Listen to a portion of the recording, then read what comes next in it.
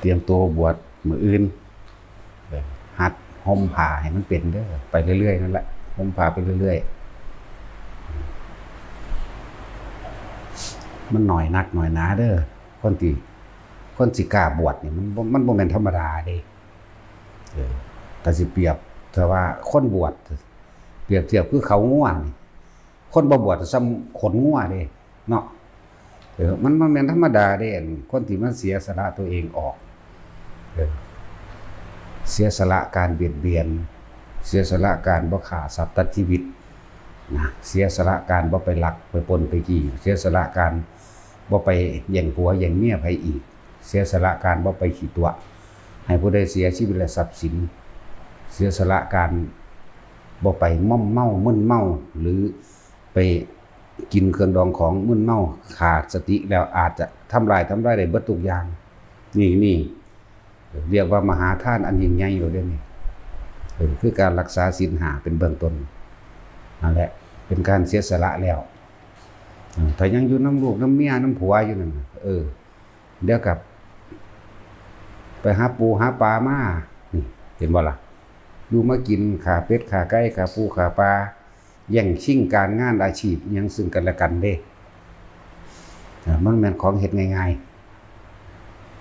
คน70 ล้านในประเทศไทยเฮานี่บวชบ่พอล้านเด้เทียบเบิ่งดีๆเด้อบ่ได้พอล้านคนได้นักบวชนั่นแหละบ้านหนึ่งมันมีเท่าใดเอานี่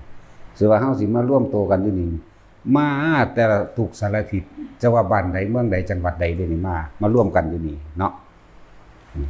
อะไรกันว่าบ่แม่นของง่ายเด้ อย่างนึงก็คือเฮาเห็นไพ่ในวัฏสงสารเห็นไพ่สารพัดไพ่ในการเกิดเป็นทุกข์เกิดมากก็ต้องหิวต้องร้อนต้องหนาวต้องเจ็บต้องปวดต้องป่วยพัดพรากจากสิ่งที่รักอยากได้สิ่งใดเราบ่ได้เป็นทุกข์สุดท้ายก็ต้องมาตายนี่เพราะว่าเห็นไพ่ในวัฏสงสารอันนี้อันนึงเห็นไพ่ในวัฏสงสารอันยาวไกลเกิดมาแล้วเดี๋ยวก็เจอเรียกว่าธรณีไพ่อันเกิดจากแผ่นดินถล่มวัฏไพ่อันเกิดจากลมพายุหมุนสามารถทำให้บ้านเมืองชิบหายและคนตายได้ล่มสลาตันอุทกภัยน้ำท่วมจันละ อสุนิบาตไพ่อันเกิดจากฟ้าผ่าทุพพิขันตระไพ่อันเกิดจากความอดอยากและแห้งแล้งสัทธันตระไพ่อันเกิดจากสงครามเห็นป่ะโลคันตระไพ่อันเกิดจากโรคระบาดนั่นแหละเบิ่งดูมันจะไพ่เลย7 ไพ่เลยเด่นสารพัดไพ่ในการเกิดนี่คิดถึงสารพัดไพ่อันกว้างไกลยาวไกลอันที่มันจีมีอยู่แล้วในวัฏฏะอันนี้ในวัฏฏะสงสารมีอยู่แล้วในความเวียนว่ายตายเกิดหรืออย่างนึงเขาเห็นต้นเหตุผลกรรมหมายถึงว่ากรรมบางอย่างที่เขาเฮ็ดไว้แล้วถ้าเขาบ่พ้นหรืออย่างน้อยๆเขาก็ต้องได้โสดาบันขึ้นไปเขาต้องได้ลงไปหลับเลยการที่สิพ้นจากแม้นสิบ่บรรลุก็สร้างเด้อแต่เฮาเห็นเฮาฮู้ว่าพุทธศาสนาเป็นหนทางให้พ้นออกจากผลกรรมใดหรือต้นเหตุผลกรรมใดหรือเป็นวิธีและแนวทางเพื่อให้พ้นจากการเวียนว่ายตายเกิดได้อย่างน้อยๆเฮาก็ถือเอาเฉพาะพระพุทธเจ้าคำว่าพระพุทธเจ้าคือเจ้าแห่งผู้รู้เจ้าแห่งความรู้ทั้งเบิดที่พระพุทธเจ้าองค์นั้นนำธรรมะคือความจริงออกมาแสดงที่พระองค์เขาเป็นคนพบคนเห็นแล้วมาแสดงแล้วเขาก็เดินตามนั้นถือเอาเฉพาะอริยสงฆ์หรือสงฆ์บุรุษ4 คู่มีโสดาสัปฏิมาโสดาปฏิผลจนถึงอรหันต์ถ้าเขามีคิดถึงเอาแค่เฉพาะพระพุทธพระธรรมพระสงฆ์บุคคลทั้งหลายแล้วใดโมนีที่บ่มีความคิดไปถึงสิ่งศักดิ์สิทธิ์อันอื่นอย่างเช่นเทพเทวดาอินทร์พรหมทั้งหลายดลบันดาลมีต้นไม้มงคล มีสัตว์มงคลมีทิศเป็นมงคลมีวันมีเลิกเป็นมงคลนี่บ่มีในความคิดเลยแต่ถือเอาความจริงโดยธรรมมาเป็นเครื่องดำเนินชีวิตของเจ้าของความคิดอิหยังก็สร้าง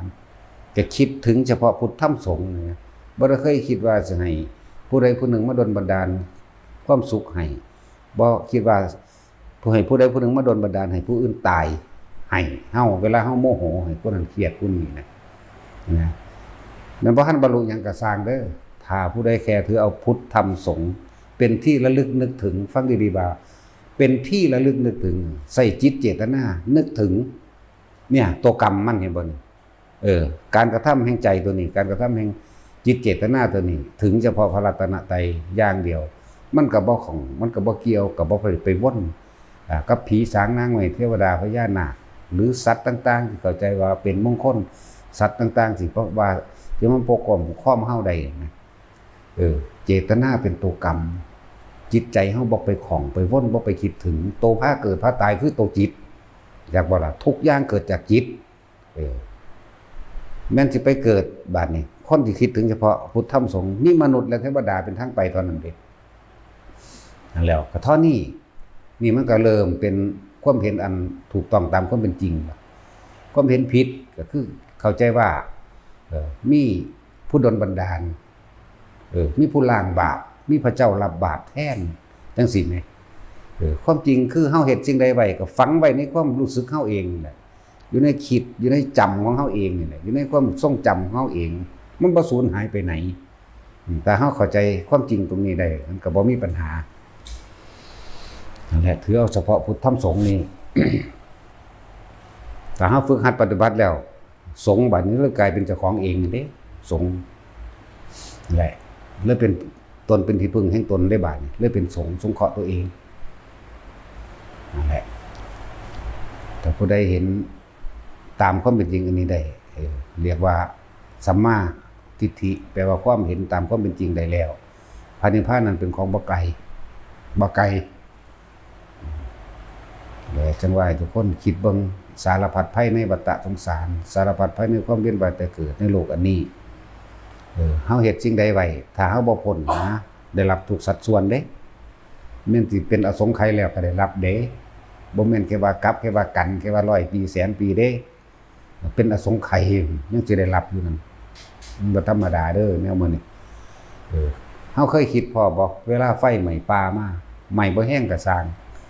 เฮาคิดพอเพราะว่าหมดถือไฟไหม้ตายน้ำท่วมเหมือนกันเฮาคิดพอบ่น้ำที่ท่วมหมดตายคิดพอบ่ล้วนแล้วเกิดจากอกุศลกรรมที่ตัวเองเคยเฮ็ดไว้เบิดนะเกิดเป็นสัตว์ก็เป็นอาภัพเป็นเนาะอาภัพไฟไหม้แค่น้อยนึงก็ตายแล้วงาไหม้ตกใส่จังซี่ก็ตายแล้วนั่นแล้วล้วนแล้วถ้าเกิด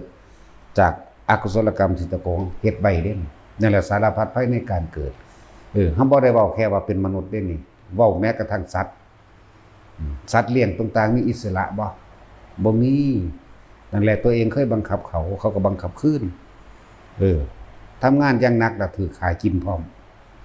ตัวเองเคยเฮ็ดไว้ทั้งนั้นพวกค้ามนุษย์เห็นบ่พวกค้ามนุษย์เด่นไปทางสั้นแหละบัดนี้ไปเกิดกลายเป็นสัตว์ที่บ่มีหยังสู่คนใดเด้ตะกี้หมายถึงตอนมันเป็นคนนั่นใช้อำนาจบังคับข่มเหงหลายอย่างที่เฮ็ดไปสุดท้ายมาตัวเองหนีบ่พ้นกฎแห่งกรรมยุติธรรมเสมอกฎหมายเฮ็ดหยังบ่ได้ก็สร้างกฎแห่งกรรมนั่นแหละสิตามท่านเองจะสิไปลี้หนีอยู่ทางใดบ่มีทางพ้นใดดอกนานอกจากนิพพานพ้นใดกับตัวนี้องคุลิมานก็ฆ่าคนมาเท่าใดก็พ้นใดเป็นอรหันต์ใดสันตติอมาตย์ฆ่าหลายกว่าองคุลิมานอีกในจรคาตฆ่าครึ่งนึงเอาเนี่ยพระเจ้าจังพ้นได้นี่มันมีหม่องให้พ้นอยู่ แล้วจังว่าแต่เฮาคิดถึงทุกเพศภัยต่างๆที่เฮาสิได้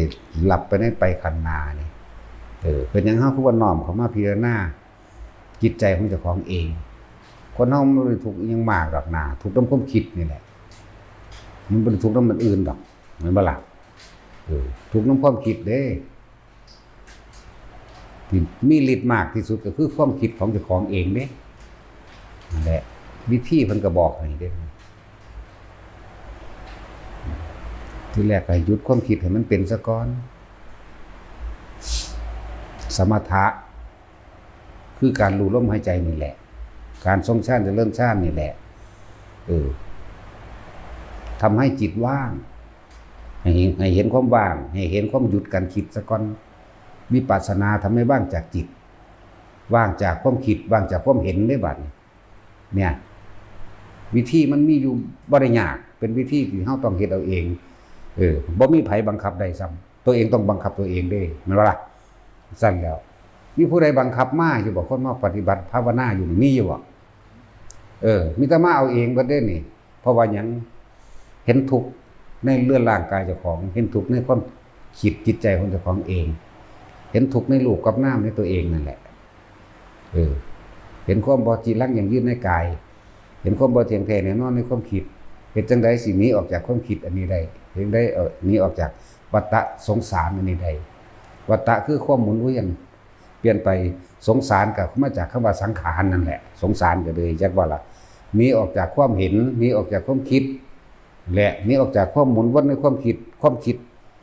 คนเฮาสิเป็นไปตามความคิดจักว่าล่ะเฮ็ดไปตามความคิดพูดไปตามความคิดแล้วต้องหนีออกจากความคิดอันนี้นั่นแหละมันแค่เปลี่ยนรูปเป็นร่างซื่อๆได้ร่างกายอันนี้ว่าเวลาเฮาคิดโกรธเกลียดเครียดแค้นหวังทำร้ายผู้ใดผู้หนึ่งให้ชิบหายแต่เฮาตายในอารมณ์นั้นนำความคิดนั่นเด้นรกเลยนี่มั้ยก็ฮู้อยู่ปานนี้แหละสิพยายามเป็นหยังกับมันพยายามจะฆ่าเขาเห็นหยังเนาะคือว่าต้องพยายามฆ่าเลยสั่นตัวจักอยู่ด้วยหยังก็เว้ามาเป็นปกติอยู่แล้วเรื่องจังซี่นั่นแหละฆ่าความโลภเจ้าของนั่นแหละฆ่าความคิดเจ้าของนั่นแหละฆ่าตัวนี้ตายแล้วบ่ได้กลับมาตายมาเกิดมาอีกเด้อล่ะเนาะเห็นบ่ซั่นนั่นแหละฆ่าเจ้าของนั่นน่ะจักว่าล่ะฆ่าคนไปบ่บุญบ่ไหวคนก็มาจากความคิดก็มาจากคนอันนี้เฮาเว้าเด่นย้ำว่าคนซื่อๆเด้ที่จริงคือสัตว์แม่นบ่ล่ะสัตว์ทั้งเบิดเลยถ้าบ่เว้นไว้เฉพาะพระอรหันต์จังบ่แม่นสัตว์เพราะเป็นสัตว์ของพระโสดาบันอย่างจังได๋ 75% นั่นมีความเป็นสัตว์ผู้ยังมีอารมณ์ที่ยังคล่องอยู่ในรูปในรสในกลิ่นในเสียงนี่คล่องอยู่เห็นบ่นี่ความเป็นสัตว์ของพระสกิทาคามี 50% ก็มีอารมณ์คล่องอยู่ในรูปรสกลิ่นเสียงคือเก่านั่นแหละความเป็นสัตว์ของอนาคามี 25% พระอรหันต์เบิดความเป็นสัตว์บ่เป็นหยังใดๆทั้งสิ้นเห็นมั้ยแต่ฮู้อยู่ก็เฮ็ดเอาตัวนี่ล่ะตอนเฮายังหาอยู่หากินอยู่คิดพออยู่เวลาหมดแดงกัดศูนย์ให้มันเอาตีนถูกันอยู่ว่าซั่นเนาะคิดพอบ่เคยเฮ็ดบ่จังซั่นแล้วหมดแดงกัดตีนมือลูบลงซื่อมันก็ตายแล้วเด้มันว่าล่ะเอามือลูบเอาตีนถูกันบ่ว่าหมดแดงบ่ว่าหมดดำเมื่อใดมันขึ้นตัวเฮาลูบปัดออกมันก็ตายแข้งขาหักขาขาดไปนั่นแหละอกุศลกรรมที่ตัวเองเฮ็ดไว้ทั้งเบิดนั่นแหละตะกี้เฮาเฮ็ดมันบัดนี้มันเฮ็ดเฮาเห็นบ่เฮ็ดกันไปเฮ็ดกันมาอยู่นี่เด้บางที่พวกหนึ่งเขาก่อไฟไฟมดแดงมันอยู่หั่นอยู่นี่เนาะก็เอาน้ำร้อนไปเทลงในหูลวกมันนั่นแหละก็เฮ็ดบ่ล่ะก็จังซี่แล้วเห็นบ่นี่ล้วนแล้วตั้งแต่เจ้าของเคยเฮ็ดแบบนั้นไว้พวกมันก็เคยเฮ็ดกับเฮาไว้นี่แหละมันหมุนกันอยู่จังซี่เด้ล่ะบางที่มดแดงขึ้นเจาะปิ้งปลาปิ้งกบปิ้งไก่เนาะเอาไปเคาะใส่ไฟเอาไปเคาะใส่พื้นปูนหรือเคาะใส่อันสังกะสีห่อนๆไหม้ตายนี่แหละเอิ้นว่า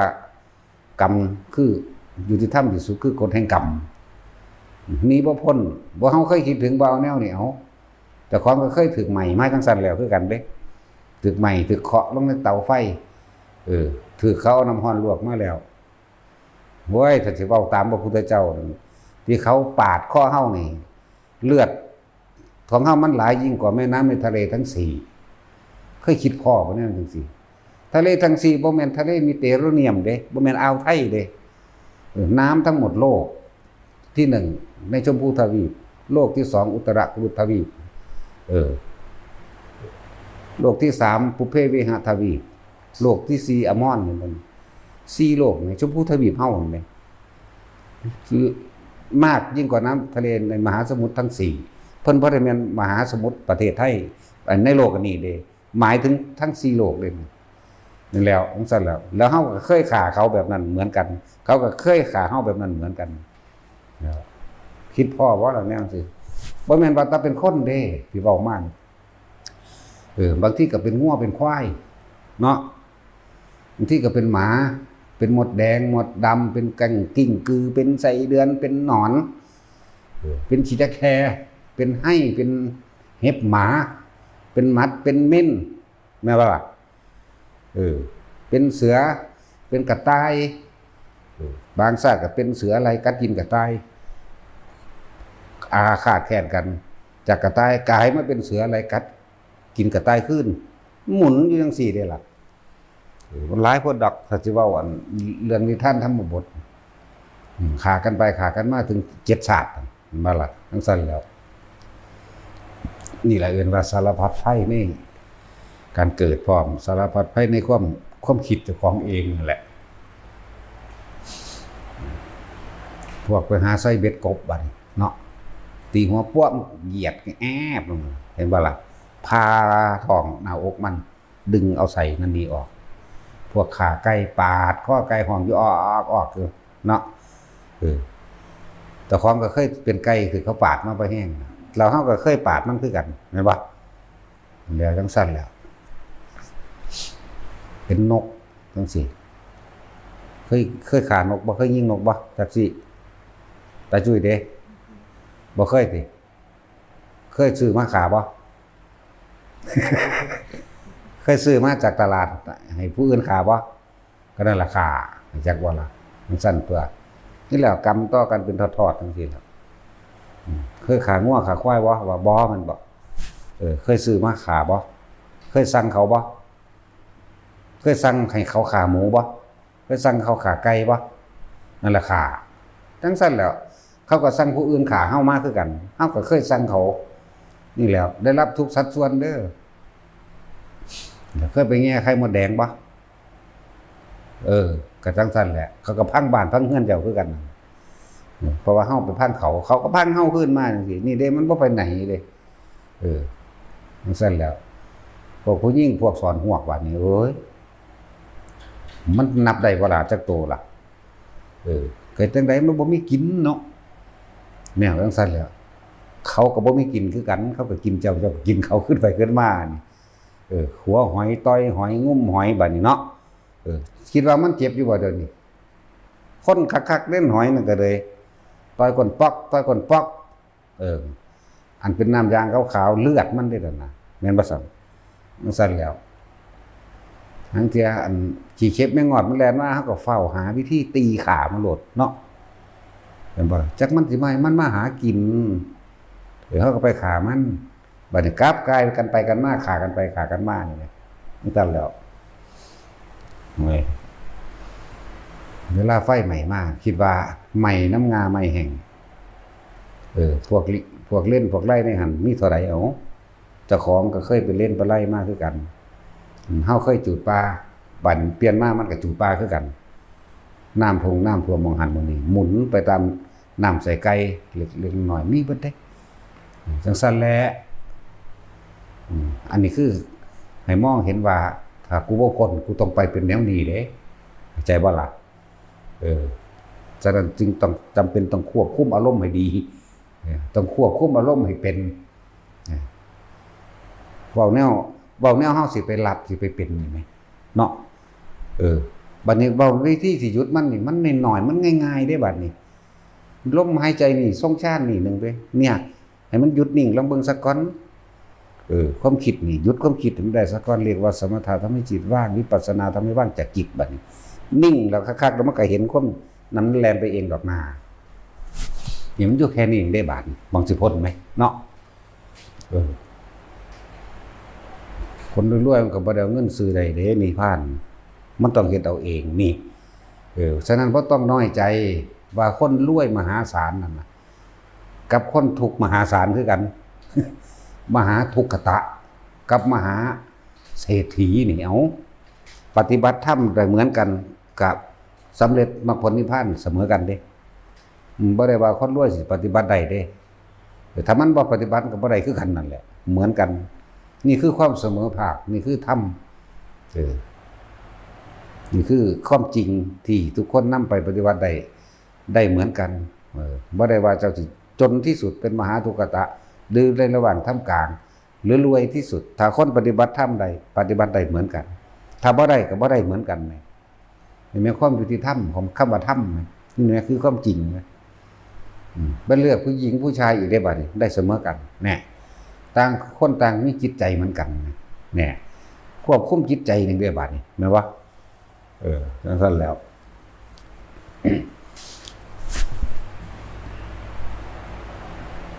ศาสนาที่สอนให้พ้นได้โดยตนเองมีศาสนาเดียวเท่านั้นแหละมีแต่พุทธศาสนาเท่านั้นแหละนอกนั้นมีแต่ความหวังว่าผู้อื่นสิมาซอยแม่นบ่ล่ะไผสิมาซอยไผได้เวลาปวดหัวปวดแขวมันคือบ่ให้ผู้อื่นซอยสั่นคือบ่ให้ผู้อื่นรองรับว่าให้หรือว่าป่วยจังซี่เนาะให้พระเจ้าป่วยแทนที่ล่ะนี่คือความจริง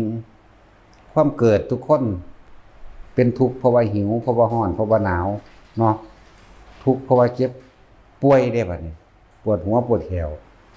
มึงสิปฏิเสธว่าบ่ทุกข์บ่เนาะสิปฏิเสธได้อยู่ว่าบ่ทรมานนี่คือความจริงทุกชนชาติทุกศาสนาแต่ว่าอยู่ในถ้ำเดียวกันเด้เอามือจุ่มลงในน้ำร้อนก็ร้อนคือกันเด้ล่ะหากว่าคนละเสียงซื่อห่างคนก็โอ้ยห่างคนก็จักแล้วแต่ผู้ใดสิอุทานขึ้นมาไหมแต่ความรู้สึกร้อนเหมือนกันนี่เนาะบัดนี้บุคคลที่รักตายก็คิดถึงเหมือนกันหรือถึงผู้อื่นฆ่าก็มีความโมโหอาฆาตคือกันเด้นั่นแซ่แล้วบ่ได้เลือกศาสนาเด้ตัวนี้หมาก็ฮ้อนเด้เนาะหรือว่ามันบ่ฮ้อนหมามันก็ห้องเหงงคือกันนั่นแหละคนก็โอ้ยอีแม่มึงเอ้ยเนี่ยแล้วแต่ว่าสิอุทานออกมาเด้มันว่าซั่นจังซั่นแหละนี่แหละคือธรรมคือความจริงอยากได้คือกันอยากมีความสุขคือกันเนาะ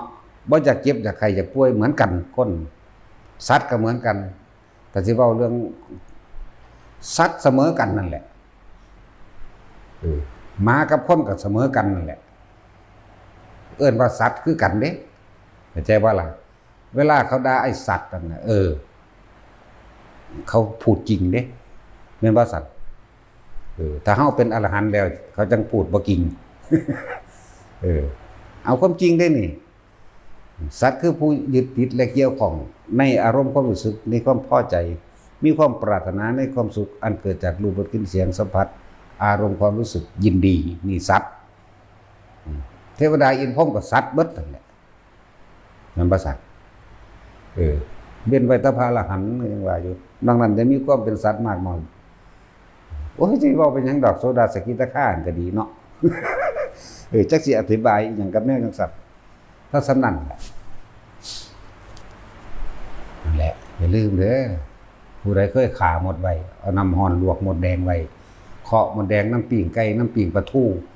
ปิ้งกบปิ้งเขียดปิ้งปลาเข็งใส่ไฟเขาก็สิเคาะเจ้าคืนคือกันนั่นแหละผู้ใดไปต้อยก้นหอยไว้ผู้ใดไปทุบหัวกบหัวเขียดหัวปลาไว้เขาก็สิทุบเจ้าคืนคือกันนั่นแหละเวียนกันไปเวียนกันมาอยู่นี่แหละนั่นน่ะล่ะซั่นแล้วไผเคยใส่เบ็ดใส่เศษเดือนไว้ก็สิได้พลิกสึกเขาใส่คืนคือกันแล้วโหมันทั้งเป็นตะยานตอนเฮาเป็นใส่เดือนเขาก็เกาะปากเฮาสอดลงมาหน้าอกทิ่มลงไปในน้ำก็เสือกเป็นน้ำร้อนๆน้ำแสบๆปลาบักใหญ่เป็นตะยานอย่างแล่นมาสวบมันดิ้นหนีลูกดักเห็นบ่ล่ะเขาก็สวบกึบเก็บปวดตายหนึ่งชีวิตไม่ตกนรกบ่นี่มันหูจักเบิดแล้วเด้ตายหนึ่งชีวิตก็เฮ็ดอีกตาย2ชีวิต3ชีวิตนี่พรึบเดียวนั่นโอ้ยบ่แห้งพรึบเดียวมันจักซาดด้วยกันนะ1ชีวิตก็ซาดนั่นแหละจักว่าบัดนี้เป็นเครียดบัดนี้ เฮาเคยเกาะขาโต้ยมันเนาะ เกาะขาโต้ยมันให้มันยันให้มันดินจังซี่เขาก็เกาะเฮาลงไปทิ่มลงไปน้ำนั่นบ่แม่นน้ำธรรมดาน้ำแสบๆเนี่ยเว้ามันแล้วก็ได้ความรู้สึกคือเก่าอยู่นี่น้ำแสบๆปลาก็เป็นตะย่านคั่นนึงแควบักใหญ่กากซากคือเลื่อยนี่2อันงับเข้าจังซี่มันก็ซากเฮาโลดเด้กินกลืนกึกแล้วก็เป็นขึ้นมาใหม่อีกโอ้ธรรมดาบ่แล้วเขาเคยเกาะปากเกาะคือกันบัดนี้แล้วก็เกาะเพดานทั้งนี้สอดออกทั้งนั้นตานี่ดิ้นอยู่ว่าสั่นตอนเฮาไปใส่ได้เฮ็ดนั่นว่าโอ้เหียเฮาแข็งแรงฮู้อยู่บ่ว่าเขาเก็บหรือบ่เก็บเนาะว่าเหียเฮาแข็งแรงเป็นตะล่อปลามากินได้พุ่นนี่สิแล้วอันนี้ว่าเฮาเว้าเรื่องของเจ้าของเองเด้นี่เรื่องเฮาไปเป็นมาแล้วเด้นี่ตกนรกแบบนี้มาแล้วบัดนี้เฮาไปหาไต่ปลาก้านปลาไต่ปลาซ่อมซักมันธรรมดาบ่อยากให้ปลามันตายไงให้เอาเกลือใส่จักหน่อยในน้ำทนบ่ตายง่ายเขาก็เห็นกับเฮาแบบนั้นคือกันธรรมดาบ่เคยต้มปลาเป็นๆโดยบ่ได้ฆ่าบัดทีนึงปลาเข็งปลามันถูกขังไปหามือแล้วมันบ่ตายเอามันลงใส่กระทะไฟฟ้าเอาข้าวคั่วเอาผักหอมลงเอาอันนั้นอันนี้ลงมันหิวมันกินจับๆๆๆเห็นบ่ยึดฝาหม้อไว้เสียบปลั๊กจนว่าอายมันบัวออกไปเปิดเบิ่งว่ามันสุกเท่ากับถือเฮ็ดแบบนั้นคือกันเด้โอ้ยมันธรรมดาตอนนั้นต้มมันจะโตต้อง7โตนี่แหละเป็น7ชีวิตเด้พวกขังจนตายนี่คือกันบัดนี้เป็นคือแท่งหินดำๆนั่นแหละน้ำผุดขึ้นมาจากข้างล่างถึงมาทางใดแล้วมันผุดขึ้นมาคอยไปแงนหน้าขึ้นน้ำสุดเข้าสู่ดังหายใจฟึบเข้าบาดเดียวเจ้าเข้ามังกระดานหน้าผากนั่นนี่หัวระเบิดตายจังซี่เนี่ยหลายชีวิตนับบ่ได้อันนี้เว้าเรื่องประสบการณ์ตายมาแม่งเด้ประสบการณ์นรกสวรรค์บ่ค่อยได้ไปเลยเว้าบ่ได้ ส่วนมากไปแต่นรกนั่นแหละทุกคนเฮ็ดไว้นั่นได้แบบนั้นเบิดถ้าพวกเจ้าบ่พ้นเด้อเสื้อกระสร้างบ่เสื้อกระสร้างมันก็เป็นสั่นคือเก่านั่นแหละบ่ได้เกี่ยวกับไผสิเสื้อบ่เสื้อแต่กิ่งกับมันก็เป็นของมันเองดอกแล้วหลายอย่างที่พวกเฮาบ่รู้กันนะเฮาจังสิมางมง่ายสั่งผู้นั้นฮักผู้นี้อยู่วะเนาะความรักความอาลัยความปรารถนาหวังดีกับบุคคลอันเป็นที่รักบ่ว่าในความรักความผูกพันนั้นนะจะอยู่ในฐานะใดก็ตามล้วนแล้วแต่เป็นสาเหตุแห่งความทุกข์และความเกิดด้วยกันทั้งนั้นความเกลียดความอาฆาตความแค้นหวังทำร้ายและทำลายให้ผู้อื่นให้ผู้ใดผู้หนึ่งที่เราเกลียดเสียชีวิตและทรัพย์สินล้วนแล้วแต่เป็นสาเหตุแห่งความทุกข์และความเกิดด้วยกันทั้งนั้นแม่นบ่เอาทั้งรักทั้งเกลียดนี่เกิดด้วยกันทั้งหมดเด้อเฮ็ดจังได๋ล่ะอันจังสิบ่เกิดมันก็ต้องบ่ฮักไผตัวเนาะ เพราะความรักมันมาคู่ความเกลียดเด้แล้วความเกลียดมันก็มาจากความรักจังซั่นแหละ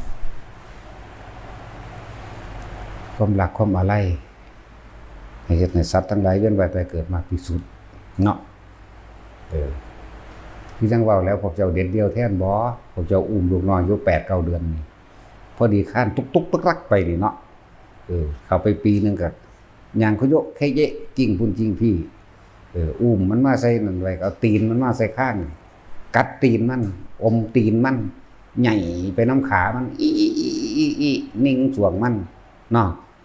เอามันก็เอามือมันหยุมปากหยุมนั่นหยุมนี่มันบ่ตบก็เอาว่าตบเอาเองเนาะ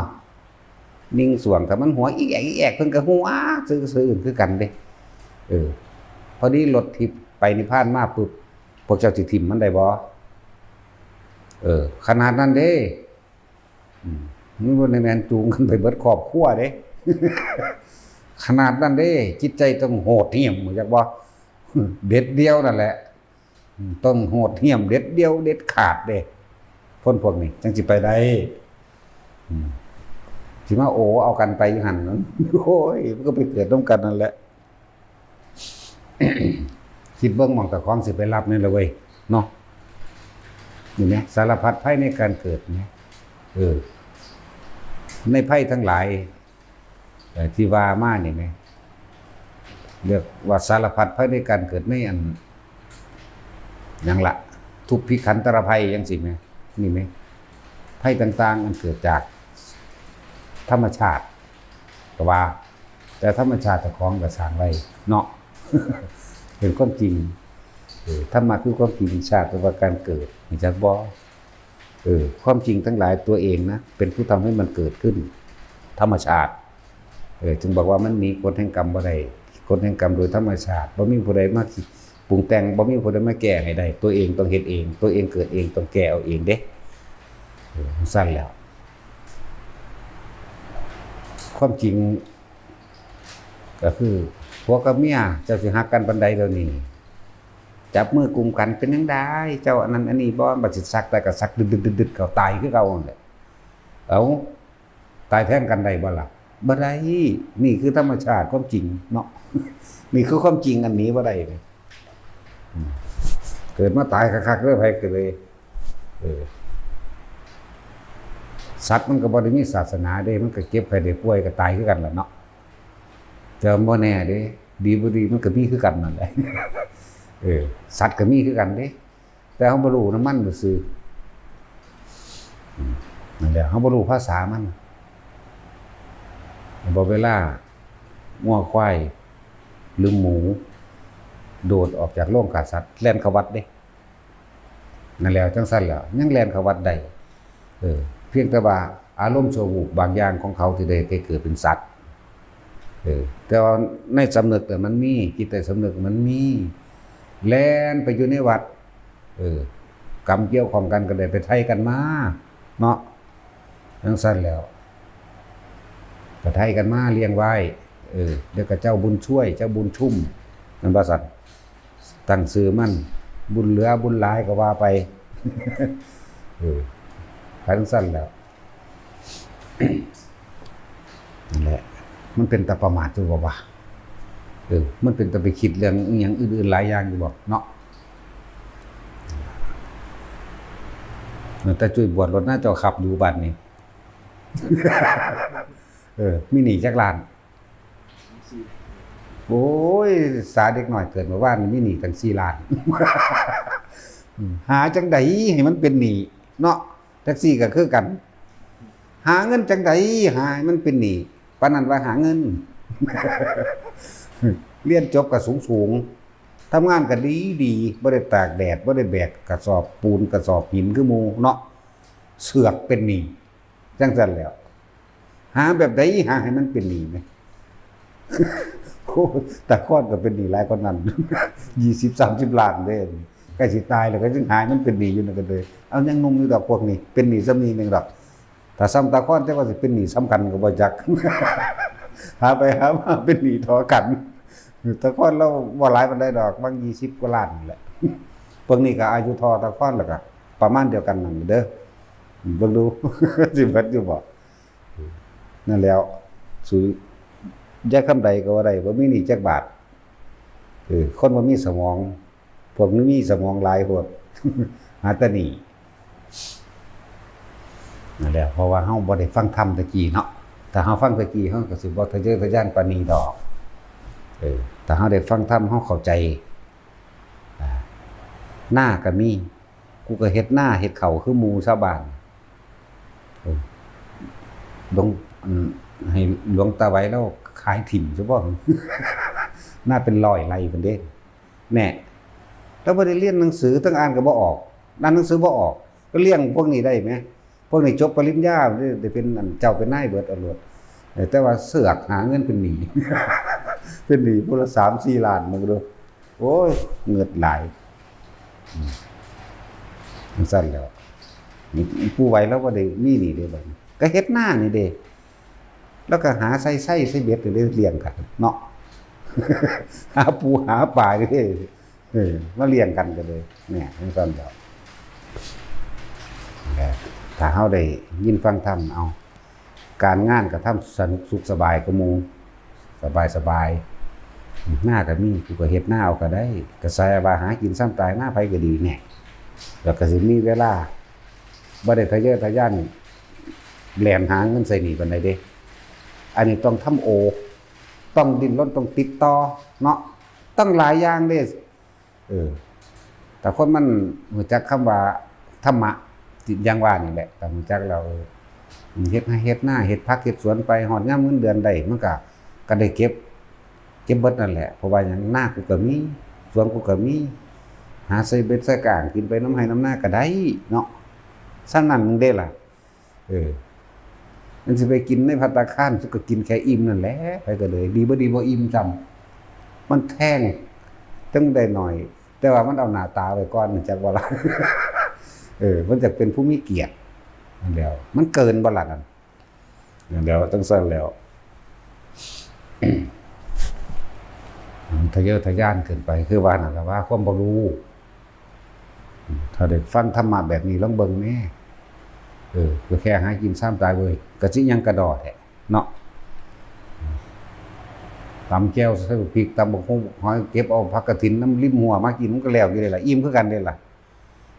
เฮ็ดปลาแดกบองไว้บายเข้าใส่ปลาแดกกินวับมันก็อิ่มคือกันย่างกินไปน้ำทางทั้งเลี้ยงงูเลี้ยงควายไปพร้อมก็อิ่มพวกสิไปนั่งอยู่ตึกสูงๆสุกก็กินอิ่มคือกันเฮาย่างกินไปน้ำทางก็อิ่มคือกันนั่นแหละเนาะกินข้าวบ่ายม่วงน้อยม่วงแก้วนั่นก็อิ่มคือกันเฮ็ดเป็นโบกมันเอาในมันออกเอาเข้ายัดลงงั้นขิงไปขิงมาเนาะตัดสินต้องรุ่นนี้ได้กินรุ่นอื่นๆบ่ได้กินดอกรุ่นนี้แต่จังซั่นแล้วหอนยามมีปลาขวัญไปหาปลาขวัญน่าจะของพอได้กินดอกหลายอย่างอยู่ดอกที่พวกเฮามันทะเยอทะยานเกินโตเราผู้ใดได้ฟังธรรมอันนี้แล้วครับระลึกนึกเอาเด้อว่ากูกับพ่ออยู่พ่อกินแล้วล่ะเว้ยให้หน้ากูก็มีกลับบ้านกลับมาพัฒนาบ้านเกิดตัวเองหลายๆอย่างที่เฮาสิได้ระลึกนึกถึงสำนึกถึงบุญคุณของปู่ย่าตายายของพ่อของแม่ของลุงป้าอาอาวของวัดของว่าศาสนาพากันมาพัฒนาวัตถุขึ้นมาจักนิดจักหน่อยก็ได้ดอกแต่ความพัฒนาจริงๆต้องพัฒนาที่จิตใจเด้ความเจริญต้องเจริญที่จิตใจเด้ศาสนาคือจิตใจของคนเด้บ่ได้แม่นเรื่องวัตถุเด้หลายคนเล่งศาสนาเป็นโบสถ์เป็นศาลาบ่แม่นเด้อหลายคนเล่งว่าต้องเป็นพระจังเอิ้นว่าศาสนาพุทธจังซี่มันบ่แม่นเด้การกระทำคำเว้าคือความคิดจิตใจของเฮาเองในศาสนาความเจริญความพัฒนาสูงสุดก็คือเมตตามีความรักความหวังดีต่อกันกรุณาก็ซอยเหลือกันมุทิตาก็ยินดีร่วมกันนั่นนี่ไปวางจิตเป็นกลางคืออุเบกขาบ่ลำเอียงบ่นั่นบ่นี่ก็ว่าไปก็โอ้ยถ้าคนรู้จักมัชฌิมาแล้วมันบ่ยากเด้วางจิตเป็นกลางแค่หาอยู่หากินไปซ้ำตาย ตายคือเก่านั่นแหละว่าอยู่ดีกินบ่ดีก็เลยเนาะอยู่ดีกินบ่ดีก็ตายซ้ำเก่านั่นแหละมันสิไปไสวะบ่มีเหลือจักคนหน้านี่เฮาสิทำนายถูกที่สุดเลยพยากรณ์ถูกมากๆเลยทุกคนเกิดมาตายเนาะจังซั่นแต่ตัวเฮาเองน่ะตายอยู่ทุกมื้ออยู่แล้วตายอยู่ทุกมื้อบ่ได้คิดได้ว่าสิบ่ตายอยู่หรือตายบ่มีความหมายจักอย่างเสมอกันเฮ็ดจังได๋สิละใส่ร่างกายอันนี้ให้มันเป็นประโยชน์ต่อทั้งมนุษย์และอมนุษย์คนละสัตว์ได้มีอยู่เท่านี้นึงเดียวนี้ตายยามใดก็ยินดีบ่ตายก็ยินดีเป็นสัตว์มันมีสำนีหนึ่งเลยมันบ่ได้มีหยังอีกเลยเบิ่งวากๆไปก็พอสำนั้นล่ะได้คิดเบิ่งรวยกับป่วยเด้อไผก็ดีรวยกับป่วยก็ร้อนก็หนาวก็หิวเนาะมีเงินพันล้านแสนล้านก็ซื้อความป่วยบ่ได้เด้ป่วยคือเก่าซื้อให้ผู้นั้นผู้นี้มาป่วยแทนกูแน่ก็บ่ได้เนาะนี่เป็นความจริงมั้ยพวกว่าพระเจ้ารับให้ก็คือบ่ให้พระเจ้าป่วยแทนเลยเนาะแม่นว่าซั่นพวกพิสูจน์อีหยังบ่ได้ก็เชื่องมง่ายไปเนาะแม่นบ่ล่ะความเชื่อกับความจริงมันคนละอย่างคือว่าแล้วมันบ่มีสมอง เรื่องสั้นดีนั่นแล้วถ้าสิอยากพัฒนาประเทศชาตินะต้องเสริมพุทธศาสนาเท่านั้นนอกนั้นเขาเข้าใจว่ามีพระเจ้ามาดลบันดาลนั่นว่าซั่นสิดลบันดาลอีหยังใดกินข้าวก็ย่างไปกินเองอยู่คือบ่ดลบันดาลมันอิ่มโลดพระเจ้าดลบันดาลกูอิ่มข้าวแน่ตักน้ำให้กูกินแน่บ่มีทางมึงตักย่างไปตักกินเองกูป่วยดลบันดาลให้หายป่วยแน่บ่มีทางไปหาหมอเขาก็เอายาพาราให้กินเป็นจังได๋ก็ง่วงนอนก็ไปในหลับอยู่เท่านั้นสิมีหยังเด้นั่นแหละความรู้สึกเจ็บปวดเจ็บใจสมมุติว่าเคยถูกข่มเหงรังแกมาตั้ง10 ปีที่แล้วคิดไปยามใดมันก็โมโหขึ้นยามนั้นคือบ่ให้พระเจ้าดลบันดาลเนาะให้เศร้าโมโหไหมอันนี้แหมพระท่านสิว่าบ่เหมือนกันล่ะกับว่าคนที่มีแค่ทะเบียนบ้านสัญลักษณ์ตัวเองเป็นอัตลักษณะตัวเองว่าเป็นศาสนาพุทธก็ไปถือผีสางนางไม้กันเดียวกันล่ะกับพวกถือเทวานิยมพระเจ้านะอันเดียวกันคักๆเด่นก็บ่ต่างจากถือพญานาคบ่ต่างจากถือผีแถนผีแม่นผีฝ่าผีตานี่เนาะอันเดียวกันเด้นั่นจังซั่นแล้วคือว่าเขาโดนบันดาลให้เศร้าเนี่ยพระอินทร์ก็โดนบันดาลบ่ได้เด้จักว่าล่ะเนี่ยตะกี้ว่าพระพรหมเนาะพระพรหมสร้างโลกพวกศาสนามันนี่เกิดที่หลังเบิดนั่นแหละอันเกิดก่อนมันคือศาสนาพระพรหมเทวานิยมมาก่อนอยู่แล้วพวกพราหมณ์ทั้งหลายถือพรหมพราหมณ์ทั้งหลายถือว่าตัวเองบริสุทธิ์จังสันจังสี่บริสุทธิ์หาแม่มึงบอกยังขาปูขาปลาขาสัตว์กินอยู่แม่นว่าซั่นยังลักปล้นจี้ฆ่ากันอยู่ว่าเจ้าของนั่นเป็นเกิดจากพรหมเป็นผู้บริสุทธิ์นั่นเห็นบ่อันพวกเรานี่แต่งขึ้นมาข่มเหงกันเบิดนั่นแหละแต่งขึ้นมาเพื่อสิข่มเหงผู้อื่นจังซั่นแหละนั่นแหละคือความหลงผิดพระพุทธเจ้าอุบัติขึ้นมาแล้วมันเป็นตนาเสียดายเด้อพวกเฮาถ้าเฮาบ่ใส่ใจในคำสอนเพิ่นจริงๆแล้วก็เฮ็ดนำนานๆเกิดที่หนึ่งเด้ว่ามันเกิดง่ายปานนั้นเด้ในสมัยที่พระพุทธเจ้าเสด็จลงจากดาวดึงส์แสนโกฏโลกธาตุมองเห็นพุทธเจ้าทั้งเบิดนี่เมื่อนั้นเป็นมื้อที่โลกของนรกนั่นโลกมนุษย์นี่เทวโลกนี่มองเห็นกันเบิดแล้วก็เทวดาทั้งหลายอีกอื่นแสนโกฏโลกธาตุสามารถเดี๋ยวเห็นกันเบิดคนที่บ่ปรารถนาเป็นพระพุทธเจ้าบ่มีจักคนแม้ที่สุดแม้กระทั่งมดแดงเห็นนี่ก็ปรารถนาเป็นพระพุทธเจ้าเห็นความอัศจรรย์เห็นความยิ่งใหญ่แต่ว่าใน90ล้านโกฏอันนั้นล้านโกฏฟังดีสิสำเร็จได้เพียงหนึ่งก็ยังยากมันบ่ธรรมดาเด้นั่นแหละเฮามาเห็นแล้วเฮาสิปล่อยคุณค่าอันนี้หนีหายไปเฮ็ดหยังเนาะตะกี้เฮาเว้าน้อยเด้90แสนโกฏเด้เฮาบอกใหม่เว้าตามนี้โลด90แสนล้านโกฏสิจะทำได้1หรือ2นี่อู้ยยังยากจังบ่บ่ทันสิว่าอสงไขยบ่อสงไขยคิดเบิ่งแน่พระพุทธโคดมเอาให้ยังพอดีนี่20 40 80เบิ่งดูนั่นน่ะจังซั่นตัวนับบ่ได้เด้ไม่อาจสามารถรวมกันได้เด้นั่นน่ะคำว่าอสงไขยบ่อาจสามารถเอามาร่วมนับได้นับบ่ได้แปลว่าไม่นั่นแหละสงไขยนั่นคือสงเคราะห์ไม่อาจสามารถเข้ามารวมแล้วก็นับได้บ่อาจสามารถนับได้หรือเอิ้นว่าสงไขยจังซั่นแล้วปรารถนาบักหลายเนาะมดแดงคนจะไฟไหม้ถิ่มทั้งใดแล้วบัดนี้เนาะแม่นบ่ซั่นบางทีเขาก็จูดปลาไฟไหม้ตายไปศูนย์ให้คนไปลงนรกไปศูนย์ให้คนลงนรกไปแม่นบ่เป็นมดแดงมดดำมดหยังแน่แหละถูกไฟไหม้ปลามาหาลังเทื่อเขาก็บ่ได้ตั้งใจว่าสิเหยียบเขาแล่นหยอกกันแต่เขาก็ไปเหยียบมดดำมดแดงตายนั่นแหละกรรมเจ้าได้รับเห็นบ่เฮาบ่ฮู้ว่าซ้ํว่าเฮาไปเหยียบมันตายเนาะนั่นแหละเอาโทษกับไผบ่ได้เด้บัดนี้เพราะเขาบ่มีเจตนาเรียกว่าล่ะเอาโทษบ่ได้เด้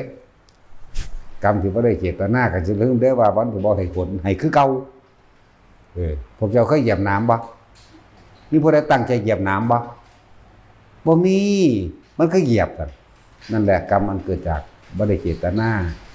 เรียกว่าหาโจทย์บ่ได้จักว่าล่ะหาครูอริบ่ได้เพราะว่าเจ้าของไปเหยียบเอง ที่ไหนได้เคยเฮ็ดไว้แตะเก่าก่อนอย่างสั่นคือพระอรหันต์บางองค์เพิ่นตายงัวส้นก็สิไปเอาผิดหยังกับงัวเนาะ จังซั่นแล้ว บางองค์ถูกยิงตายก็สิไปเอาผิดกับหยังกับลูกปืนจังว่าทางใดเขาบ่ได้เจตนาบางองค์ถูกรถทับตายเขาบ่ได้เจตนาอันนั้นแหละคือสิ่งที่ตัวเองเคยทำเอาไว้เหมือนกันเด้นั่นแหละบ่มีคู่กรณีเด้เนาะ บางองค์ก็ถือกันยังด่าหุ่นโลนมาแต่ทั้งใส่หัวตายซ้ำก็มีเด้นี่เขาว่าได้เจตนาบ่มีคู่กรณีนี่คือกรรมที่เคยเห็นไว้เอาพระโมคคัลลามีฤทธิ์หลายคือกันตัวก็จังถือเขาขาตายเนาะ จังซั่นแล้วหลายองค์ก็ได้ล่ะพระโคติกาก็ยังปาดคอเจ้าของเอง ตายแล้วก็บริวารที่เคยทำมารวมกันนี่เห็นบ่ขนาดบรรลุแล้วบริวารที่เคยเห็นมารวมกันถึง500ฆ่าเจ้าของตายจ้างผู้อื่นฆ่าจังซั่นแล้วต้องจ้างผู้อื่นฆ่าแล้วต้องฆ่าเอาเองมันหลายนั่นแหละจึงบอกว่าขนาดบรรลุแล้วก็ยังเป็นภิกษุอีหยังเป็นโรคเลื่อนนั่นน่ะที่เขามาเทศดูนั่นนะฟังธรรมบัดสุดท้ายก่อนตายเป็นอรหันต์ภิกษุโรคเลื่อนนั่นนะแพ้ผู้พ้องสว่างได้ดอกชื่ออะไรจะบอกสุปาพุทธะมีอีกผู้หนึ่งก็มีอยู่มีอีกผู้หนึ่งเป็นโรคเป็นตุ่มใหญ่ๆนั่นน่ะสุปาพุทธะเป็นโรคเลื่อนฟังธรรมจากพระพุทธเจ้าแล้วมีความเห็นตรงตามความจริงเข้าสู่ลมหายใจบรรลุอรหันต์เข้าใจบ่นี่เพิ่นแสดงอริยสัจสี่เลยเพิ่นแสดงปฏิจจสมุปบาทเลยเด้ฟังแล้วก็มีความเห็นตรงปึ๊บบ่มีแนวขอขัดแย้งปั๊บเข้าสู่ลมหายใจที่สุดท้ายไปในลมหายใจเป็นอรหันต์ง่ายๆเนาะก็มันง่ายมันสิยากเฮ็ดหยังโดนนี่พวกเจ้าก็เฮ็ดเอาของตัวเนาะมันเฮ็ดง่ายๆนึงแหมจังซั่นแล้ว สุปาพุทธะอันอีกองค์นึงอีหยังเนาะโอ้ยมันหลายอยู่ดอกพวกฟังธรรมก่อนตายแล้วบรรลุอรหันต์อีพ่อใหญ่สุโธทนะหมู่นี่ก็แม่นเบิดตัวฆ่าคนบักหลายตัวนี่พวกสักกยะทิฏฐิหรือแค้นสักกยะจักบ่นี่ฮู้จักบ่สักกยะแปลว่าหยังผู้มีมานะทิฏฐิสูงด้วยสักกยะนั่นน่ะผู้บ่ยอมให้ไผผู้บ่ลงไผผู้เข้าใจว่าตัวเองยิ่งใหญ่เด้คำว่าสักกยะนั่นสักกยะคักทิฏฐิคักๆนี่แล้วนั่นแล้วพุทธเจ้าลดมานะทิฏฐิลดสักกยะทิฏฐิด้วยตัวเองออกมานี่เพิ่นเฮ็ดให้เบิ่งเพิ่นก็สากเมืองเลยซื้อเมืองมาน่ะพวกสักกยะนี่พวกเจ้าคิดเจ้าแค้นพวกมีมานะทิฏฐิเด้จังซั่นแล้วมันฆ่าคนหลายเด้นั่นน่ะพระเยซูโธทนะก็เลยเขาไปหาลบเอาเนาะเลยเข้าใจว่าตัวเองนี่ยิ่งใหญ่กูบ่ลงไผว่ะย่านพระเจ้าพระเศียรคือเก่านั่นแหละ เป็นเมืองขึ้นของเขาแต่ยังมีความเย่อหยิ่งจองหองอยู่เด้นั่นแหละว่าท่านสิว่าว่ะคำว่าสักกยะ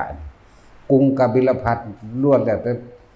มีแต่คนที่มีอัตตาตัวตนแข็งกล้าและเอิ้นสักกยะผู้มีทิฏฐิอันแข็งกล้านั่นแล้วอันนี้เว้าถึงพระเยซูโธทนะบัดสุดท้ายก็ตายในลมหายใจเลยครับเนาะบรรลุอรหันต์เด้นั่นแซ่แล้วคำว่ากษัตริย์นี่แปลว่านักรบนักฆ่าเด้อย่าคิดว่าอย่างอื่นเด้ ต้นเหตุของกษัตริย์นั่นแต่เว้าแล้วพุ่นเว้าไล่มาตั้งแต่สมัยอาคันตุสูตรการก่อตั้งบ้านเมืองแปลงเมืองขึ้นมาพุ่นเด้กษัตริย์จังขึ้นมาใส่ตั้งแต่ต้นกับพุ่นเด้บ่หันหาก็มาใส่เดี๋ยวนี้เฮาเห็นกษัตริย์ของเฮาซุมื้อนี่เพิ่นก็ลบกับความทุกข์ยากลบกับความจนลบกับโลกเป็นประชาชนเด้บ่ลบด้านนึงก็ลบด้านนึงเด้บ่ลบด้วยดาบก็ลบด้วยเศรษฐกิจลบด้วยความคิดสติและปัญญาลบด้วยปรารถนาพัฒนาประเทศให้คนอยู่ดีกินดีเด้บ่ลบด้านนึงก็ลบด้านนึงเด้กษัตริย์นั่นแหละกษัตริยะก็สิเว้าตามตรงโตมันนักฆ่าเด้ฆ่าความจนก็แม่นจักว่าล่ะ ขาคนกับขานั่นสั่นแล้วแปลได้หลายอยู่มันว่าแม่นหาแต่มีหลากทรัพย์หรือต้นทรัพย์มานี่เด้กษัตริย์มันมาแต่ต้นกับรู้จักบ่ล่ะต้นกับภัทรกับนี่มันมาก่อนพระกกูสันโธพุ่นเด้พุ่นเว้าย้อนหลังไปอีกเพิ่นก็ได้ตัวคำว่ากษัตริย์จึงมีเริ่มต้นมานั่น พวกพรหมมันลงมาเกิดพรหมโพธิสัตว์จึงมาพากันเฮ็ดนี่เลยพากันลบเอาใดนั้นใดนี้เลยเอิ้นผู้นี้ว่ากษัตริย์แปลว่าผู้แบ่งปันก็ว่าแปลว่านักรบก็ว่าต่อสู้ก็ว่าเด้กษัตริย์นั่นน่ะแล้วเขาแต่งตั้งให้เป็นคนยุติธรรมก็ว่านั่นแหละก็สิเอาไปหยังดอกว่าเขาซ้ำนิดนึงพอแล้วก็ไปย้ำๆๆกันอยู่น้ำบาดน้ำแม่นด้วยเขาเห็นบ่ให้เห็นไพ่ในความเชื่อถ้าเฮาสิได้เวียนไปถ้าเฮายังคิดแล้วก็เกิดอารมณ์ใดเฮาจังต้องเวียนว่ายตายเกิดจากวันนี้ความคิดที่บ่มีอารมณ์แต่ว่าต้องมีตัวรู้สึกตัวหรือตัวรู้บ่เกิดแต่ความคิดมีอารมณ์ไม่รู้คือหลงเกิดนั่นแหละจังซั่นแล้วตัวสำนวนโวหารนั้นคือเขาเว้าแหละสมถะทำให้จิตว่าง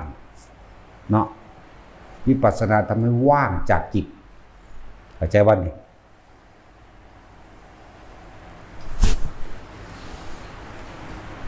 เวลาจิตมันว่างเองโดยอัตโนมัติก็มีคือเฮานอนหลับบ่ฝันนั่นแหละเข้าใจว่าละบาดนี้มันสั่นแล้ว ความหยุดคิดได้ก็ว่าหยุดคิดได้มี3แบบเด้เนาะโดยธรรมชาติคือการนอนหลับบ่ฝันเข้าใจว่านี่แต่ฝันยังคิดคือความคิดยามนอนหลับนั่นแหละจิตของคนนอนหลับอยู่ไสถ้ามันฝันอยู่ไสมันก็อยู่หั่นแหละนั่นแล้วถ้ามันบ่ฝันมันก็ตกภวังค์เข้าอยู่ภพระหว่างกลางสิเป็นกามภพรูปภพอรูปภพยังบ่รู้เข้าใจบ่นี่แล้วก็การเข้าฌานนั่นแหละ3ระบบระบบที่4คือพระอรหันต์เป็นซะก่อนจังว่าอันนี้เฮาก็บ่ได้เป็นเฮาก็ต้องอธิบายฟังซื่อแค่จำเพิ่นมาเว้าอันนั่นแหละอันที่4คือการหยุดคิดปรุงแต่งแสวงหาในความอยากได้กับอยากเป็นคิดอยู่แต่ว่างจากสิ่งที่คิดเด้เนาะพวกเจ้าต้องมีความรู้สึกตัวเด้อคิดอยู่แต่ยังรู้สึกตัวนั่นแหละว่างจากความคิดจังว่าว่างจากจิตจังซั่นล่ะเว้ยแหน่มันง่ายๆเด้อันเว้ามานี่เนาะบ่คือเว้าเล่นเรื่องหัวนี่เด้ก็มันแม่นแนวจริงจักก็เว้าเล่นตัวเนาะ ของทุกอย่างในโลกนี่บ่มีของจริงจักอย่างนะก็สิไปเว้ามันจริงจังขึงขังก็มันเห็นหยังเนาะซั่นแล้วนอกจากด่าคนเด้อจังขึงขัง โดยเฉพาะด่าตัดสินก็เล่าหูหนวกมันต้องห้องใส่นั่นนะถ้าเว้าธรรมดาบ่ยินนั่งเถอะดึงฉากเอาคนเด้ ธรรมดาบ่ดึงฉากเอาเด้จังยินปานนั้นยังหาอยู่ โอ้ยอันถ้าแวบอีขี่มอเตอร์ไซค์บ่เซาได้ บ่ได้ห้องใส่จักเม็ดเสียวหางตาก็งวกบักแข้งโลดธรรมดาบ่เฮ้ยสำนั้นก็จักเบิ่งข้าวดากมันยังเหี่ยวใส่บอนอยู่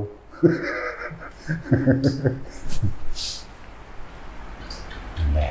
วิธีง่ายแล้วเด้อไผก็ดีอยู่กับลมหายใจอยู่กับอุณหภูมิ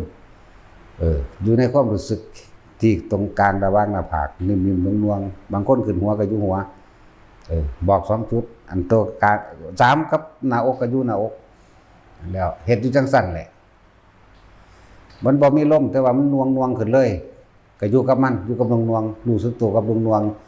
อยู่กลางคิ้วกลางหน้าผากหรือบนหัวก็แล้วแต่ได้ทั้งนั้นมีเท่านี้เฮ็ดอยู่เท่านี้เมื่อมันตั้งมั่นมันมีกำลังของมันเองมันนั่งเห็นดอกบาดนี่คำว่าปัญญาเห็นตามความเป็นจริงแม้ความคิดนี่ก็บ่เที่ยงแม้ความคิดนี่ก็บ่จีรังยั่งยืนแม้ความคิดนี่ก็เกิดดับคิดเรื่องผู้นั้นแต่ไปคิดเรื่องผู้นี้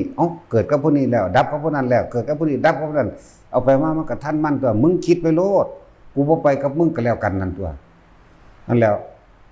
มันเป็นบาทเป็นฐานของปัญญาเด้สมาธิจิตตั้งมั่นเรียกว่าล่ะปัญญาก็คือรู้แจ้งเห็นจริงตามความเป็นจริงเป็นวิปัสสนาก็ว่าไปซื่อมันซื่อคือฮ้อนนั่นแหละหมาเอาขาน้ำฮ้อนลวกมันแม่มันบ่เหงโดดเนาะคนได้โอ๊ยฮ้อนแม่มึงแท้เนาะถ้าตุดก็ว้ายแล้วแหละแม่นว่าสัตว์ตุดแต่ผู้หญิงก็กรีดกราดขึ้นแม่มึงนี่โลดแล้วผู้หญิงมันด่าเร็วหาแล้วคนพวกมักออกลูกอุ้ยลูกโลดแล้วเนาะมันบ่ได้เคล็ดลับในคนออกลูกเด้พวกผู้หญิงนี่ปานนั้นว่าสิบ่เอาแต่12คนออกลูกจังไดกูเฮ็ดกูลาบฮ้อนกูกากอยู่เนาะหัวปีไทยปีได้พวกจังซั่นเนาะแม่นว่าซั่นว่าไผละว่าปู่ย่าเจ้าของนี่แหละทั้งงานนี่ทั้งงานทั้งก่อนลูก12คนเอ้าอันพวกเจ้าคือหีเขี้ยวแต่เอาบ่ได้เขี้ยวเพิ่นว่ามันบ่มียาคุมห้วยแม่ย่าเฒ่าก็นั่นตัวลูก16พุ่นเอาบ่มันออกปีละ3ผมบอกแต่จะกลัวตัวว่าแม่จะแพกโลหิตดีคักๆนี่แล้วลูก16คนเนาะแต่ว่าออกทีละ3คนผมก็ปีนึงหลายบาทหลวงปู่ทวดเฒ่าแบบอายุสั้นๆนั่นเด้แสดงว่าต้องออกปีละ3บ่ได้อายุยืนเด้นั่นแหละห้วยเขี้ยวหลายก็ได้อายุเลยสั้นเป็นว่าผู้ใดเคยเห็นในรูปคนไทยนำกันเนาะอันแม่ย่าเฒ่าใส่สุดขาวหัวขาวๆพอปูเด้น่ะระวันลูกเพิ่นมันบ่แม่นเด้เธอก็ตายก่อนนะเนาะก่อนนี่ว่าแล้วมันทะลึ่งอยู่แล้วจังซี่บ่ได้เกี่ยวชั่วเจ้าออกปีละ3คนบุญบ่ขึ้นหลายแท้แต่จะกลัวด้วยคนมันทะลึ่งเลยก็จังซั่นแหละบ่ตลกแต่เป็นเรื่องจริงได้นี่อันเว้าเรื่องจริงได้นี่คืออีพ่อใหญ่บัวเฮาจังซี่นั่นแล้วก็ไล่มาเบิ่งติถ้าตัวเพิ่นบ่มีเพิ่นบ่ได้ซื่อๆญี่ปุ่นนั่นมีคือกันเด้ญี่ปุ่นนั่นเพิ่นถึงบ่ได้เอาไปดอกนั่นแหละคิดออกแล้วบ่ว่าวิธีฝึกหัดปฏิบัติตัวเองมันง่ายๆนึงเด้พยายามนึกถึงลมเข้าออกถ้าผู้เป็นแล้วก็มันบ่ได้นึกถึงฮอดลมคือมันบ่นึกถึงหยังเลยความรู้สึกสิเกิดเลยนี่คือมันว่างแล้วเด้ต่อมาความคิดสิพุดขึ้นเองดอกว่านี่อันนั้นอันนี้พุดแต่ว่าเฮาจะไหลไปน้ำมันเท่านั้นเองอย่านำไปคิดน้ำมันปล่อยมันคิดแต่ความรู้สึกตัวอยู่ดีนี่แหละวิธีแม่โอ้ยสอนอยู่ซุมื้อผู้ใดมาก็ฝึกตานเก่าได้ให้ฝึกอันใหม่บ่เป็นผู้ใดมานั่นแหละก็ให้ได้ตัวนี้ก็ไปได้ตัวนี้ก็ไปเป็นเครื่องอยู่ได้แต่อานิสงส์ของมันก็มีต่างมากมายเนาะโรคภัยไข้เจ็บนะพวกโรคไมเกรนนะอาทิตย์นึงเท่านั้นหายแต่เฮ็ดเป็นแล้วนั่นแต่เฮ็ดเก่งแล้วจัง5นาทีทั้งดีแล้วเฮ็ดแค่ครั้งละ5นาทีอย่างต่อเนื่อง 3-4 มื้อเท่านั้นหายโลดนี่อันรู้สึกงงๆอยู่นี่กับลมได้5 มื้อหายบ่เพิ่ง7 มื้อดอกแค่ให้เฮ็ดมื้อละ5นาทีมันบ่ตายดอกสำนั้นเนาะบัดนั่งกันเว้าพื้นกันนั่นแหมบ่วิมันคือยังฮอดบ่เก็บหลังเก็บเอวเนาะจะแจดจะเป็นหยังนั่นแหละโรคภัยไข้เจ็บก็หายโรคกรรมต่างๆอันเป็นหรือเจ้ากรรมนายเวรก็จะได้ส่วนบุญอันเกิดจากการภาวนาหรือญาติต่างๆญาติสนิทมิตรสหายต่างๆอันเกิดจากการมื้อนี้เขาก็ได้แล้วก็มีกำลังเขาก็ซอยเฮาเองโดยที่เฮาบ่ต้องไปเอิ้นบ่ได้เรียกร้องเด้มาเองเป็นเองดอกแนวมื้อนี้เวลาฉุกเฉินเกิดขึ้นปึ๊บจังซี่เกิดความเคยชินแล้วมันจะดับทุกขเวทนาให้เองดอกแต่ว่าถึงขาดตายแท้ๆมันก็สิเกิดกลายเป็นคือองค์ฌานนั่นแหละสิรักษาเฮาเองปิติหรือว่าผลแห่งสมาบัติรักษาเฮาเองเป็นตัวหุ่มเฮาไว้เองดอกแต่ถึงขาดตายบ่เลยบ่เก็บนั่นแล้วมันเป็นตัวเฮ็ดเอาคือหยังเด้ ตายไปเลยบ่เจ็บคนหลายคนอยู่ได้เบาบ่ย่านตายย่านแต่เจ็บเนาะ บ่ย่านตายย่านแต่เจ็บก็ฝึกเอาตัวถ้าย่านเจ็บก็ฝึกเอาตัวนั่นแหละคนป่วยเด้อพวกเจ้าเฮ็ดหยังบ่ได้แล้วฟังธรรมผู้เฝ้าคนป่วยก็เอาธรรมะอันนี่แหละไปเปิดองค์ใดก็ได้เอาไปเปิดเถอะเอาไปเปิดให้เขาเจ้าเข้าใจความเกิดเป็นทุกข์แบบนี้ที่เขาเจ้าอธิบายไปนั่นแหละแล้วคัดเลือกเอาได้บ่แม่นเอาไปเปิดประเภทว่าอธิษฐานเอาเด้อเลยอย่าไปเปิดได้แนวนั้นน่ะมันจะไปเกิดเป็นงู มันจะไปเกิดเป็นนั่นเป็นนี่อยู่แล้ว เปิดเทศที่มันเข้าใจง่ายๆแบบนี้โลดโอ้มันแม่นความเพิ่นเนาะความเห็นมันก็ตรงได้เมื่อมีความเห็นตรงตามเป็นจริงได้มันก็มีเครื่องอยู่ได้ตัวแบบนี้สุดท้ายแล้วเฮาก็หากินสร้างตายเนาะนี่หามามากมายเพียงใดเงินทองมีมากมายเพียงใดก็บ่อาจสามารถซื้อความทุกข์ไปได้ป่วยได้เนาะบ่สามารถซื้อบุคคลที่รักที่มันพัดภาคบ่ได้บ่อาจสามารถซื้ออดีตและเวลาขึ้นมาได้เนาะนี่ไล่ไปที่สุดท้ายแล้วมันก็ตายมาเสมอกันนี่จนก็ตายรวยก็ตายเบิดเนี่ยมันไปเฮ็ดหยังบ่ได้แล้วก็คิดตรงได้ตัวมันคำว่าคิดตรงคือตรงจากที่เฮาเทศนี่ตรงกับความจริงนี่ตรงกับความเป็นจริงแล้วมันก็ดิ้นมันก็จิตใจมันก็เศร้าดิ้นรนกัดแกว่งเรื่องหาผู้นั้นหาผู้นี้ห่วงนั่นห่วงนี้ก็เศร้าหั่นตัวเมื่อมันเศร้าอยู่มันก็นิ่งเมื่อมันนิ่งแล้วมันก็เป็นการส่งชาติเดินชาติไปเองตัวบัดนี้นั่นแหละ ฟังธรรมความตายเนี่ยได้อรหันต์ก็มีได้อนาคาก็มีเด้อเป็นแต่เอาไปฟังเป็นแต่ไปฟังบ่แม่นว่าบัดสิตายกูจังฟังดอกเด้อมันบ่แม่นเด้มันบ่ได้บอกเจ้าเด้อเฮาฟังไว้แต่เดี๋ยวนี้เฮ็ดไปแต่เดี๋ยวนี้ฝึกไปแต่เดี๋ยวนี้สิบ่ดีกว่าบ่เนาะให้มันชินแต่เดี๋ยวนี้ก็เฮ็ดจังได๋มันก็หนีตายบ่ได้ดอกนาเห็นบ่นั่นเขาตายล้วนแล้วแต่กรรมที่ตัวเองเฮ็ดไว้เบิดนั่นแหละพวกนั้นจักว่าล่ะตึกถล่มแผ่นดินถล่มนั่นน่ะพวกเกี่ยวกับน้ำคลื่นสึนามิตายจังซี่ก็พวกไปเฮ็ดสัตว์ทั้งหลายจมน้ำตายเฮ็ดคนตายจมน้ำตายเฮ็ดสัตว์ตายได้นั่นน่ะ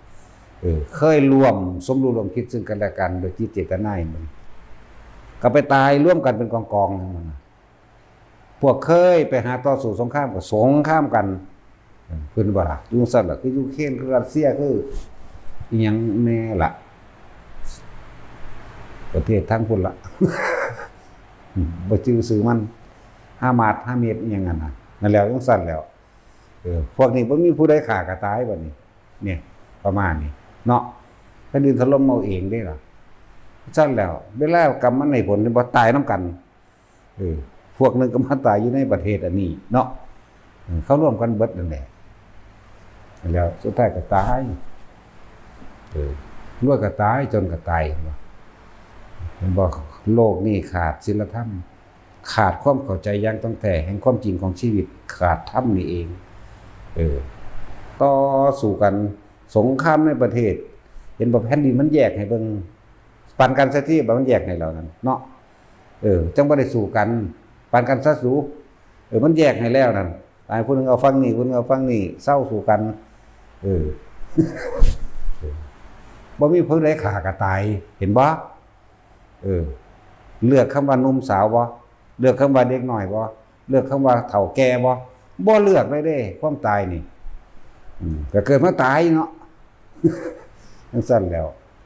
แต่ว่าก่อนที่สิตายนี่นะมันสำคัญพวกเจ้าว่างเป็นหรือยังมันจังซั่นแล้วเฮ็ดให้มันเป็นเฮ็ดมันได้ตัวโลกสอนให้จำธรรมสอนให้ลืมเด้อว่างให้มันเป็นโลกสอนให้จำจดจำจิตเกิดเวียนว่ายในวัฏสงสารแต่ว่าธรรมสอนให้ลืมบ่ต้องไปคิดถึงหยังว่างจากสิ่งที่มีอยู่นั่นแหละเฮ็ดไปเถอะ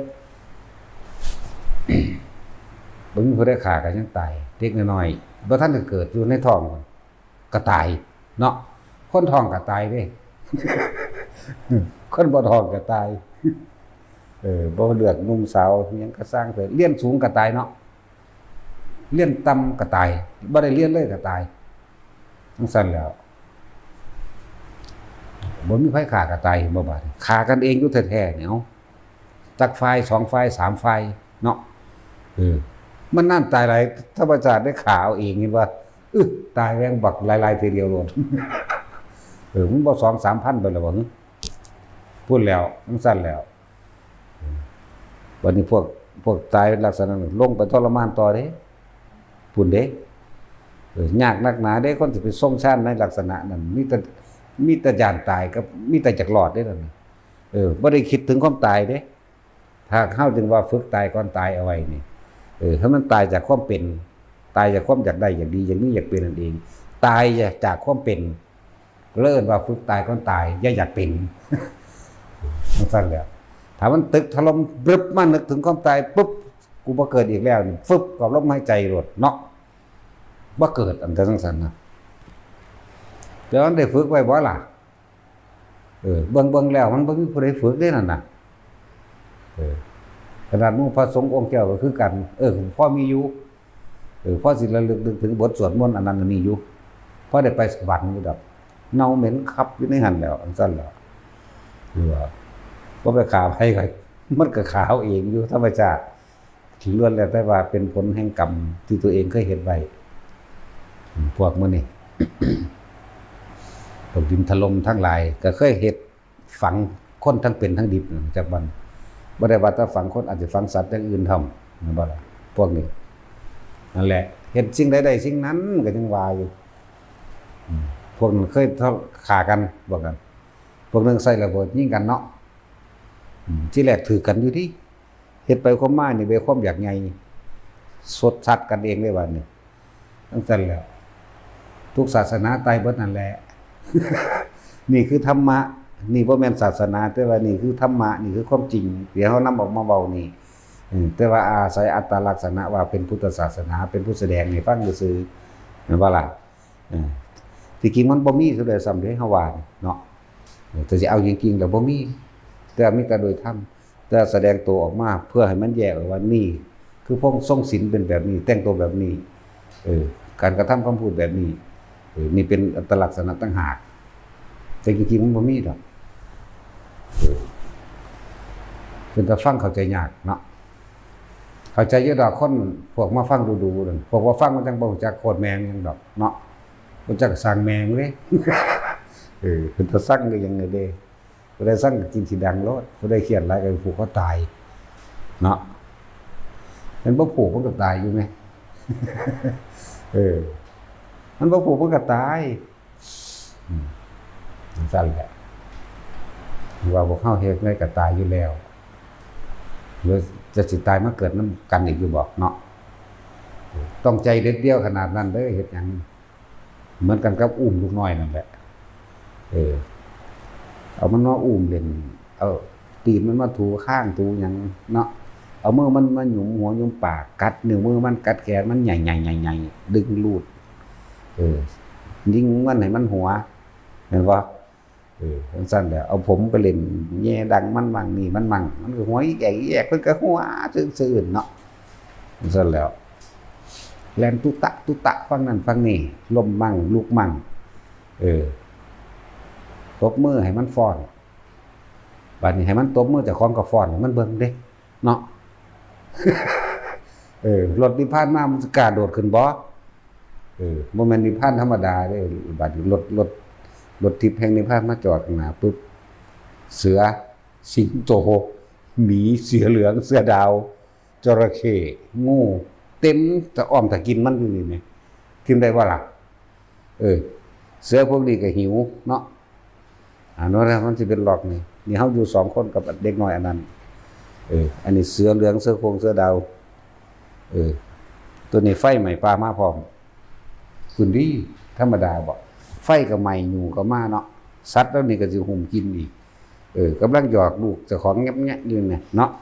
รถทิพย์มาปุ๊บเจ้าต้องถิ่มมันโดดขึ้นไปเลยได้จังสิได้ขนาดนั้นเด้คนต้องใจเด็ดเดียวเด้คนพวกนี้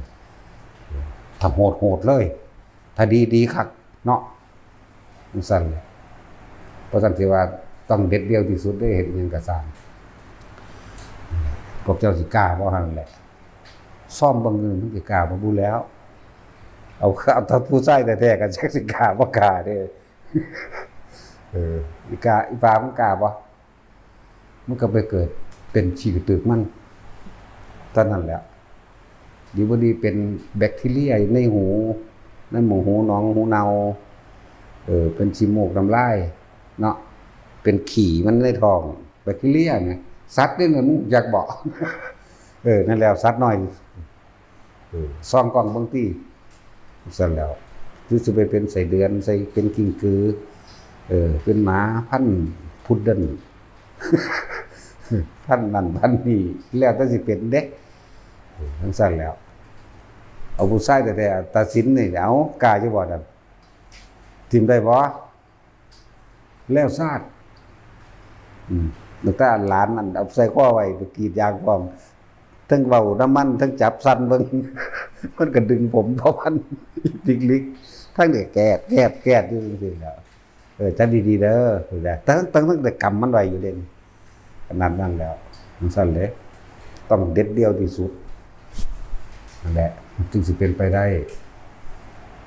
ต้องโสเป็นโสตายจังว่าอันโสเป็นนี่บ่ค่อยมีว่ามีแต่โสตายโลดต้องโสตายสั่นแล้วเหมือนพระวักพระวักกะลิเพิ่นมาบวชนำพุทธเจ้าเพิ่นบ่ได้บวชเพราะว่าเพิ่นสิมาปฏิบัติธรรมเด้บวชเพราะว่าสิได้นั่งเบิ่งพระพุทธเจ้าซื่อๆเด้โอ้ยอยู่ตั้ง3 ปีพุ่นเด้เบิ่งอยู่หั่นแหล้วพระพุทธเจ้าก็ว่าแม่นสิย่างน้ำก้อนหรือจับใช้ผลเรื่องก็สร้างบ่ได้เห็นธรรมบ่มีความหมายบ่มีประโยชน์หนีออกจากสำนักเดียวนี้นะเห็นบ่น้อยใหญ่พุทธเจ้าสิไปโดดเหี่ยวตายเนาะนั่นแหละโสตายจังบ่ล่ะถ้าว่าได้เห็นพระพุทธเจ้าแล้วก็ชีวิตนี้บ่มีความหมายโดดดีกว่าโดดลงไปอยู่นั่นคือเขาตัดตายจังบ่นี่นั่นแหละตัดสักกายทิฏฐินั่นแหละตัดตาย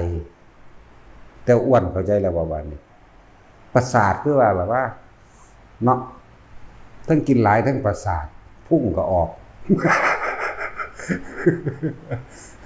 บ่คืออีแห่งเด้อีแห่งก็บ่ออกกับประสาทคือกันอีจอยอีแห่งประสาทคือกันนั่นแหละแล้วนั่นเอิ้นว่าตัดสักกายทิฏฐิไปเลยพุทธเจ้าทรงพุทธญาณหรือพุทธนิมิตแสดงธรรมระหว่างทำกลางบรรลุอรหันต์องค์ชาติหุ่มไว้ลงพื้นอย่างปลอดภัยก็ทั้งสั้นแหละนั่นแหละคือตัดตายตัดสักกายทิฏฐิก็เลยนั่นแหละเอาสัมปทาน